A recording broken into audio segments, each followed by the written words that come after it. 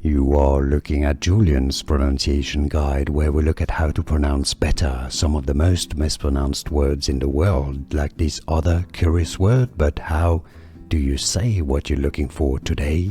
Let's learn how to pronounce this word in French, from French meaning thin, as somebody who is thin, the contrary of fat. It'd be also thin meat, a meat that is lean also. Mince is how you say it, so you'd say that of a gentleman or a lady, a woman, a man. Mince. It's not, doesn't mean mince, like the mince meat in French at all. That would be a totally different word. Mince. Here are more videos on how to pronounce more confusing words and names too many mispronounced. Like this video if you found it useful. I appreciate your support. I'll see you soon and thanks for watching.